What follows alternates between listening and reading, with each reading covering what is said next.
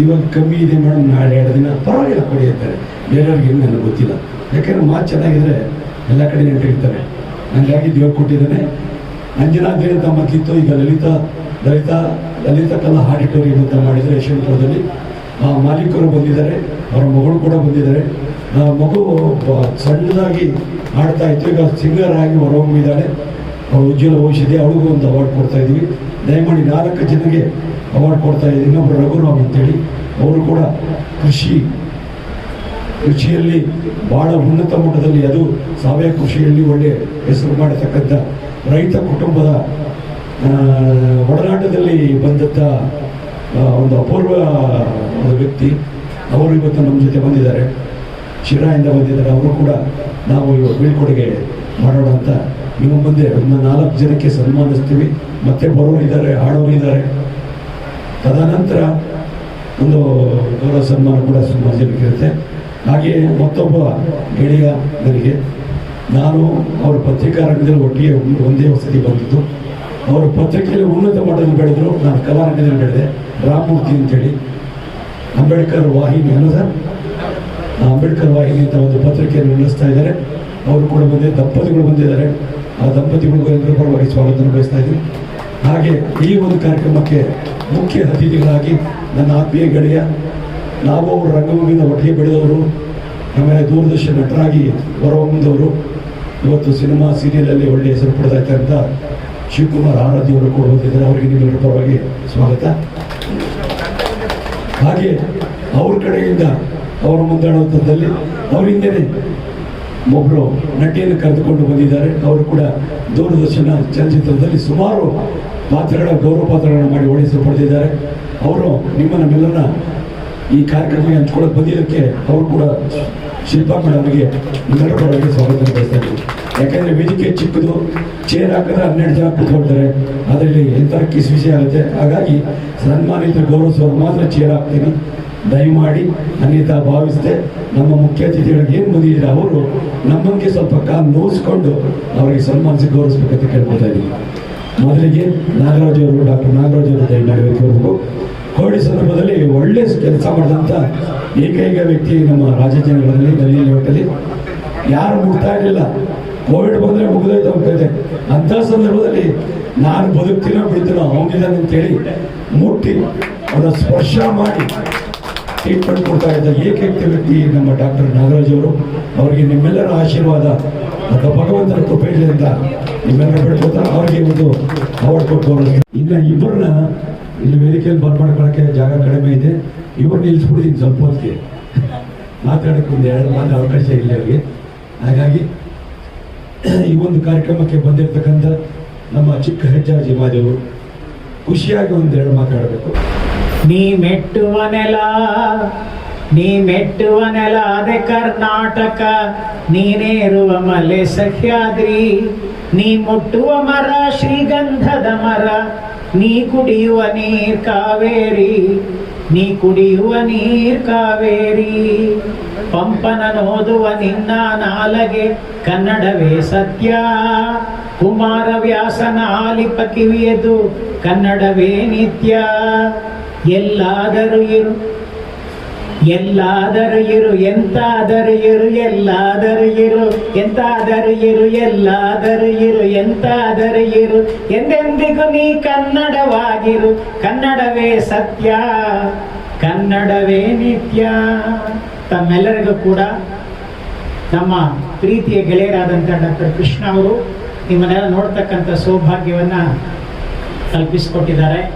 ಅವರಿಗೆ ತಮ್ಮೆಲ್ಲರ ಪರವಾಗಿ ಧನ್ಯವಾದಗಳನ್ನು, ಅಭಿನಂದನೆಗಳನ್ನು, ನಮಸ್ಕಾರಗಳನ್ನು ತಿಳಿಸ್ತಾ, ಇವತ್ತು ದೊಡ್ಡ 2 ವ್ಯಕ್ತಿಗಳು ಕರ್ನಾಟಕದಲ್ಲಿ, ನಮ್ಮ ಅಣ್ಣ ಅವರು ಡಾಕ್ಟರ್ ರಾಜ್ಕುಮಾರ್ ಅವರು ಮತ್ತು ಸಹೋದರ ಅಪ್ಪು ಪುನೀತ್ ರಾಜ್ಕುಮಾರ್ ಇವರ ಹೆಸರಲ್ಲಿ ಪ್ರಶಸ್ತಿಗಳನ್ನು ಕೊಡ್ತಾ ಇದ್ದಾರೆ. ಕರ್ನಾಟಕ ರಾಜ್ಯೋತ್ಸವ, ಆ ಕರ್ನಾಟಕ ರತ್ನರಾಗಿರ್ತಕ್ಕಂಥ 2 ಹೆಸರಲ್ಲಿ ಇವತ್ತು ಸಾಧಕರಿಗೆ ಪ್ರಶಸ್ತಿ ಕೊಡ್ತಿದ್ದಾರೆ. ಬಹಳ ಸಂತೋಷ ಆಗ್ತಾಯಿದೆ. ಸ್ನೇಹಿತರೆ, ಇಡೀ ಜಗತ್ತಿನಲ್ಲಿಯೇ ಡಾಕ್ಟರ್ ರಾಜ್ಕುಮಾರ್ ಅಂತ ನಟ ಯಾವ ಭಾಷೆಯಲ್ಲೂ ಹುಟ್ಟಿಲ್ಲ, ನಿಮಗೆ ಗೊತ್ತಿರಲಿ. Is A record. 205 ಚಿತ್ರಗಳನ್ನು ಮಾಡಿದ್ದಾರೆ. 76 ವರ್ಷಗಳ ಕಾಲ ಬದುಕಿದ್ರು ಡಾಕ್ಟರ್ ರಾಜ್ಕುಮಾರ್ ಅವರು. ಸಿಂಗಾನಲ್ಲೂರು, ಮಲೈ ಮಹದೇಶ್ವರನ ಒಂದು ಜಾಗಕ್ಕೆ ಹೋಗ್ಬೇಕಾದ್ರೆ ಕೊಳ್ಳೇಗಾಲ ದಾಟಿದ್ರೆ ಸಿಂಗಾನಲ್ಲೂರು ಸಿಗುತ್ತೆ. ನಾವು ಮಲೆ ಮಹದೇಶ್ವರ ಬೆಟ್ಟಕ್ಕೆ ಹೋಗ್ಬೇಕಾಗಲ್ಲ, ಊರಿಗೆ ಹೋಗ್ತೀನಿ ನಾನು. ಎಂಥ ಪವಿತ್ರವಾದ ಮಣ್ಣಿನೆಲ್ಲ ಅದು. ಸಿಂಗಾನಲ್ಲೂರು ಪುಟ್ಟಸ್ವಾಮಯ್ಯನವರ ಸುಪುತ್ರ ಮುತ್ತುರಾಜರು, ಕನ್ನಡದ ಮುತ್ತು ಡಾಕ್ಟರ್ ರಾಜ್ಕುಮಾರ್ ಅವರು 76 ವರ್ಷಗಳ ಕಾಲ ಬದುಕಿ 205 ಸಿನಿಮಾಗಳನ್ನು ಮಾಡಿದರು. ಅವರ ಪ್ರೀತಿಯ ಪುತ್ರ ಇವಾಗ ಶಿವಣ್ಣ ಇರ್ಬೋದು, ರಾಘಣ್ಣ ಇರ್ಬೋದು, ಪುನೀತ್ ರಾಜ್ಕುಮಾರ್, ಒಳಿಯ ರಾಮ್ಕುಮಾರ್, ರಾಘವೇಂದ್ರ ರಾಜ್ಕುಮಾರ್ ಮಕ್ಕಳು ಎಲ್ಲರ ಜೊತೆಲ್ಲ ನಾನು ಪಾತ್ರ ಮಾಡಿದೆ. ಆದರೆ ಅಣ್ಣವ್ರ ಜೊತೆ ಪಾತ್ರ ಮಾಡೋ ಸುಯೋಗ ನನಗೆ ಸಿಕ್ಕಿಲ್ಲ. ಡಾಕ್ಟರ್ ವಿಷ್ಣುವರ್ಧನಿಂದ ಹಿಡ್ಕೊಂಡು ದರ್ಶನ್, ಸುದೀಪ್, ಯಶ್, ಗಣೇಶ್, ಲೂಸ್ ಮಾದನ ತನಕ ಭಗವಂತನ ಕೃಪೆಯಿಂದ 300 ಸಿನಿಮಾಗಳಲ್ಲಿ ಪಾತ್ರ ಮಾಡಿದ್ವಿ. ನಿಜವಾಗಿ ನಮ್ಮ ಜೀವನ ಸೌಭಾಗ್ಯ ಅಂತ ನಾನು ಅಂದ್ಕೊಂಡಿದ್ದೇನೆ. ಸ್ನೇಹಿತರೆ, ಇವತ್ತು ಡಾಕ್ಟರ್ ರಾಜ್ಕುಮಾರ್ ಅವರನ್ನು ಕುರಿತು ಮಾತಾಡ್ತಾ ಹೋದರೆ ಅದು ಒಂದಿನಕ್ಕೆ ಮುಗಿಯುವಂಥದ್ದಲ್ಲ. ನಿಮಗೆ ಗೊತ್ತಿರಬೇಕು, ಇಡೀ ನಮ್ಮ ದೇಶದಲ್ಲಿಯೇ ಕಾದಂಬರಿ ಆಧಾರಿತ, ದಯವಿಟ್ಟು ಬನ್ನಿ ಸರ್, ಕಾದಂಬರಿ ಆಧಾರಿತ ಚಿತ್ರಗಳನ್ನು ಅತಿ ಹೆಚ್ಚು ಆ್ಯಕ್ಟ್ ಮಾಡಿರ್ತಕ್ಕಂಥವ್ರು ಡಾಕ್ಟರ್ ರಾಜ್ಕುಮಾರ್ ಅವರು. ಕನ್ನಡದ ಕಾದಂಬರಿ ಆಧಾರಿತ ಅವರ ಅನುರಾಗ ಅರಳಿತು ಅಂತಕ್ಕಂಥ ಸಿನಿಮಾ ನಮ್ಮ ಭಾರತದ ಎಲ್ಲ ಭಾಷೆಗಳ ಆಕ್ಟರ್ಸ್ ಆಕ್ಟ್ ಮಾಡಿದ್ದಾರೆ ಬೇರೆ ಬೇರೆ ಹೆಸರಲ್ಲಿ. MGR, ಶಿವಾಜಿ ಗಣೇಶನ್, ಅಕ್ಕಿನೇನಿ ನಾಗೇಶ್ವರರಾವ್, ಚಿರಂಜೀವಿ, ಎಲ್ಲಿ ಯಾರನ್ನ ತಗೊಳ್ಳಿ, ನೀವು ಹಿಂದಿ ಆಕ್ಟರ್ಸ್ಗಳನ್ನ ತಗೊಳ್ಳಿ, ಅವರೆಲ್ಲರೂ ಕೂಡ ಡಾಕ್ಟರ್ ರಾಜ್ಕುಮಾರ್ ಅವರ ಅನುರಾಗ ಅರಳಿತು ಸಿನಿಮಾನ ಬೇರೆ ಬೇರೆ ಹೆಸರಲ್ಲಿ ರೀಮೇಕ್ ಮಾಡಿ ಅವರು ಅಭಿನಯಿಸಿದ್ದಾರೆ. ಇದು ರಾಜ್ಕುಮಾರ್ ಅವರಿಗೆ ಸಂದಂತ ಶ್ರೇಷ್ಠ ಒಂದು ಗೌರವ ಅಂತ ನಾನು ತಿಳ್ಕೊಂಡಿದ್ದೇನೆ. ಆಮೇಲೆ ರಾಜ್ಕುಮಾರ್ ಅಂತ ವರ್ಸಟೈಲ್ ನಟ ಹುಟ್ಟಲ್ಲ.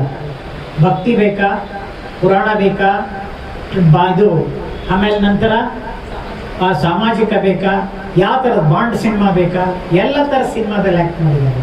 ಇದು ಇಂಥ ಒಂದು ಬಹುಮುಖ ಪ್ರತಿಭೆ ಇರ್ತಕ್ಕಂಥ ನಟ ಮತ್ತೆ ಸಿಗಲ್ಲ. ಒಂದು ಭಕ್ತ ಪ್ರಹ್ಲಾದ, ಒಂದು ಮಯೂರ, ಒಂದು ಶ್ರೀಕೃಷ್ಣ ದೇವರಾಯ, ಒಂದು ಕವಿರತ್ನ ಕಾಳಿದಾಸ, ಒಂದು ಬಂಗಾರದ ಮನುಷ್ಯ, ಯಾವ ನಟ ಇಂಥ ಚಿತ್ರ ಕೊಡ್ಲಿಕ್ಕೆ ಸಾಧ್ಯ?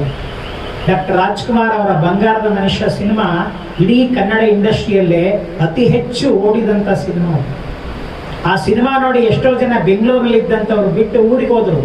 ನಾನು ಹೋಗಿ ಊರಿನಲ್ಲಿ ಬೇಸಾಯ ಮಾಡ್ತೇನೆ, ನಾನು ವ್ಯವಸಾಯ ಮಾಡ್ತೇನೆ, ನಾನು ರೈತನಾಗ್ತೇನೆ ಅಂಥೇಳಿ ಎಷ್ಟೋ ಜನ ಹೋಗಿ ರೈತರಾದ್ರು. ನೋಡಿ, ಒಂದು ಸಿನಿಮಾ ಸಮಾಜದ ಮೇಲೆ ಎಂಥ ಪರಿಣಾಮ ಬೀರುತ್ತೆ, ಇದು ಬಹಳ ಮುಖ್ಯ. ಅವರ ಬೇಡರ ಕಣ್ಣಪ್ಪಯಿಂದ ಶಬ್ದವೇದಿಯವರೆಗೆ 205 ಸಿನಿಮಾಗಳು. ನನ್ನ ಸೌಭಾಗ್ಯ ನಮ್ಮನೆ ರಾಜ್ಕುಮಾರ್ ಅವ್ರ ಸಮಾಧಿಗೆ ಹತ್ತಿರದಲ್ಲೇ ಇದೆ. ನಾವು ದಿನ ಓಡಾಡಬೇಕಾದ್ರೆ ಮುಂದೆನೇ ಅಡ್ಡಾಡಬೇಕು, ಯಾವ್ದಾರ ಒಂದು ದಿಕ್ಕಿ ಹೋಗ್ಬೇಕು ಅಂತಂದ್ರೆ. ಪಕ್ಕದಲ್ಲೇ ಪಾರ್ವತಮ್ಮ ಅವರ ಸಮಾಧಿ ಇದೆ, ನಮ್ಮೆಲ್ಲರ ಪ್ರೀತಿ ಅಪ್ಪು ಸಮಾಧಿ ಇದೆ. ಅಪ್ಪು ಜೊತೆ 2 ಸಿನಿಮಾ ಮಾಡಿದ್ದೇನೆ ಅಂತ ಹೇಳಿ ಖುಷಿಯಾಗುತ್ತೆ.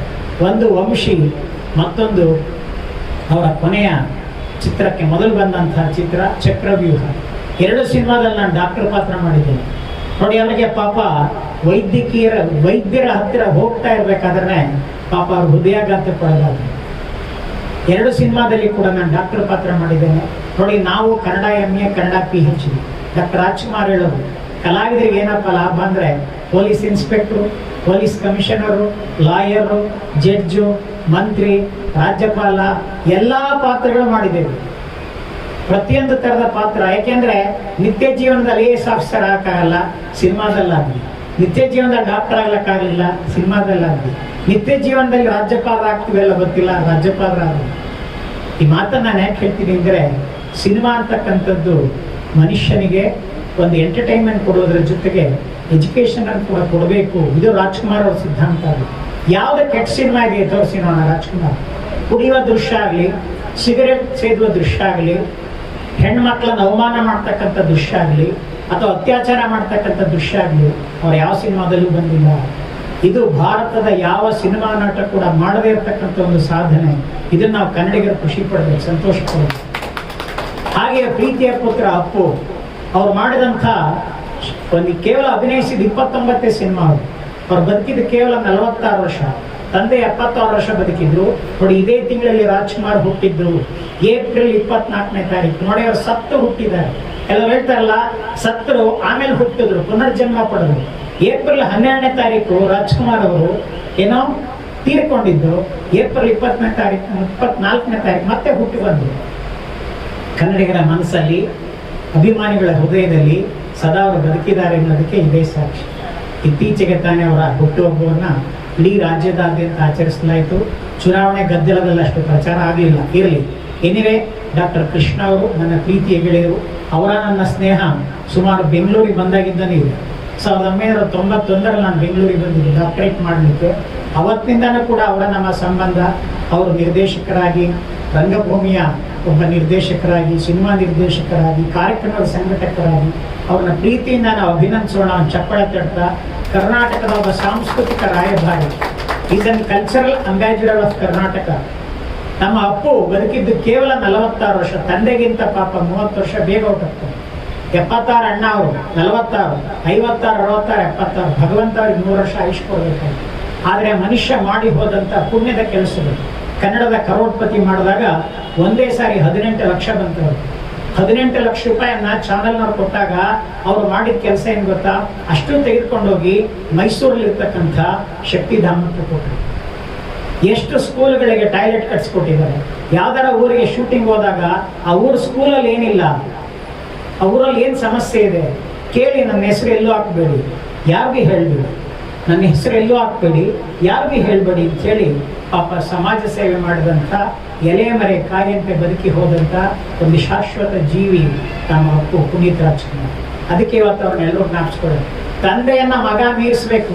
25 ಲಕ್ಷಕ್ಕೂ ಹೆಚ್ಚು ಜನ, ಮೊನ್ನೆ ವೈಬಿ ಜಯದೇವರ ಒಂದು ಪುಸ್ತಕ ಬಿಡುಗಡೆ ಆಯಿತು. ಅವತ್ತು ಕೃಷ್ಣ ನಾವೆಲ್ಲ ಭಾಗವಹಿಸಿದ್ದೆ, ಕಲಾತಂಡದವರು ಹಾಡಿದರು ನಮ್ಮ ಕನ್ನಡ ಸಾಹಿತ್ಯ ಪರಿಷತ್ತಲ್ಲಿ. 25 ಲಕ್ಷಕ್ಕೂ ಹೆಚ್ಚು ಜನ ಅವರ ಅಂತಿಮ ಯಾತ್ರೆಗೆ ಬಂದಿದ್ರು. ಯಾರ ಅಂತಿಮ ಯಾತ್ರೆಗೆ? ಅಪ್ಪು ಅಂತಿಮ ಯಾತ್ರೆಗೆ. ನಾವು ಒಂದು ಡೈಲಾಗ್ ಹೇಳ್ತಾರೆ ಸಹಜವಾಗಿ, ಸಿನಿಮಾದಲ್ಲೇ ಬಂದಿದೆ, ರಾಜ್ಕುಮಾರ್ ಸಿನಿಮಾದಲ್ಲಿ. ಮಗ ಅಪ್ಪನನ್ನ ಮೀರಿಸ್ಬೇಕು, ಶಿಷ್ಯ ಗುರುವನ್ನ ಮೀರಿಸ್ಬೇಕು. ನೋಡಿ, ಇದು ಪುನೀತ್ ರಾಜ್ಕುಮಾರ್ ಜೀವನದಲ್ಲಿ ಸತ್ಯ ಆಗಿದೆ.